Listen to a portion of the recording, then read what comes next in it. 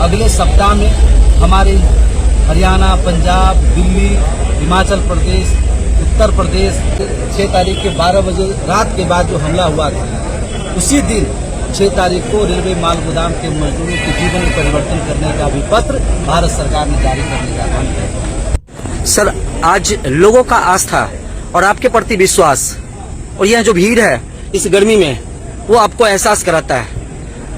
और आपने जो लड़ाई पूरी की है उसके बारे में बताएं।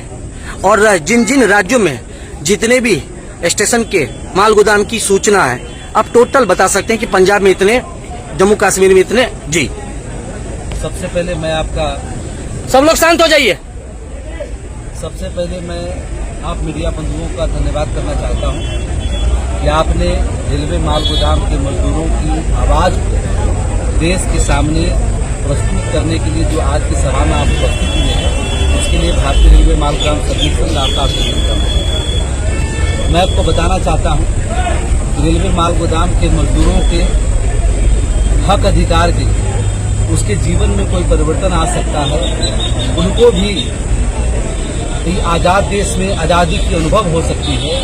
इस बात का संकल्प 1998 में इस संगठन के राष्ट्रीय महामंत्री से कुमार पासवान जी ने दिए थे कि हम रेलवे माल गोदाम के मजदूरों को उनकी आजादी दिलाने का काम करेंगे, उनका सही वेतनमान, उनके बच्चों का भविष्य। इसके लिए हमारे राष्ट्रीय महामंत्री जी ने रेलवे DRM से लेकर के GM से लेकर के संसद भवन तक घेराव करने का काम किया।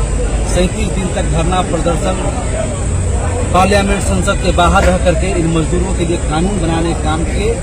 तब जाके 2003 में इसी धरती से श्रम मंत्री स्वर्गीय साहिब सिंह वर्मा जी थे, उन्होंने सबसे पहले पहल करके इन मजदूरों के जीवन में नई रोशनी आ सके, कानूनों में बदलाव आ सके, उसके लिए पहला कैबिनेट की बैठक हमारी 28 अक्टूबर 2003 में।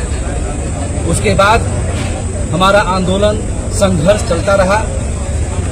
सरकार से हमने लगातार डिमांड किया कि श्रम कानूनों में इसके लिए जगह होनी चाहिए। रेलवे माल गोदाम को कहीं कोई नाम नहीं है, देश में कोई जानता नहीं है, जिसने रेलवे को 37 किलोमीटर से हजारों किलोमीटर तक पूरे देश का लाइफलाइन बनाने का काम किया, जिसके खून पसीने की कमाई से रेलवे को 70% की आमदनी होती है, उसको यहाँ तक पहुँचाने का काम किया। ऐसे माल गोदाम के मजदूरों को आज उसका जो योगदान है, उसका जो कई पुष्ट से जो काम करते करते देश में इतना बड़ा योगदान दिया है, उसको आज इंसाफ देने का, हक देने का काम करना है। इसके लिए 2020 में 4 लेबर कोड के रूप में सरकार ने लाने का काम किया और पहली बार रेलवे माल गोदाम के मजदूर को उसमें शामिल करने का काम किया। पहली बार संगठन के माध्यम से ई-श्रम पोर्टल में मजदूरों को रजिस्ट्रेशन किया गया।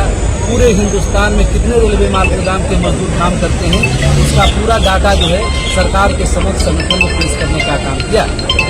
आज का जो ये सभा है, आज जो कार्यक्रम है, जो आपको लोगों के चेहरे पर खुशी का अनुभव हो रहा है, वो इस बात को दर्शा रहा है कि लंबी समय से जो हम अपनी मांग रख रहे थे, लड़ाई लड़ रहे थे, उसको आज धरातल पर उतारने के लिए भारत सरकार ने जिस दिन आतंकवाद के खिलाफ हमारे देश में पाकिस्तान पर 7 तारीख, जो श्रमिक भाई अभी तक सब्सक्राइब नहीं किए हैं, उनसे रिक्वेस्ट है कि आप सब्सक्राइब करें, बेल आइकन दबाएं, जो कि सही टाइम पे आपको सही न्यूज़ जो है मिलता रहेगा।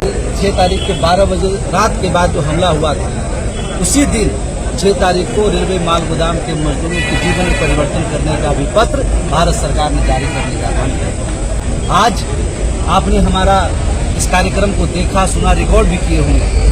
इस कार्यक्रम में मैंने पूरे हिंदुस्तान के मजदूरों को, खास करके हमारा जो इस कार्यक्रम के संयोजक और नॉर्दर्न रेलवे का अध्यक्ष हमारा भूपेंद्र है, पंजाब प्रदेश, हरियाणा प्रदेश सभी पदाधिकारी उपस्थित हैं। अगले सप्ताह में हमारे हरियाणा, पंजाब, दिल्ली, हिमाचल प्रदेश, उत्तर प्रदेश, इस सभी जगह एक सप्ताह के भीतर जो है सरकार के द्वारा वेरिफिकेशन शुरू होने वाला है। सरकार खुद अब हर माल गोदाम के मजदूरों तक पहुंच रही है, उनकी क्या समस्याएं हैं, कैसे वो काम करते हैं, इनके लिए नीति निर्माण करना, मालवाहक को जो डेमरेज लगता है, मजदूरों को जो तमाम असुविधाएं होती है।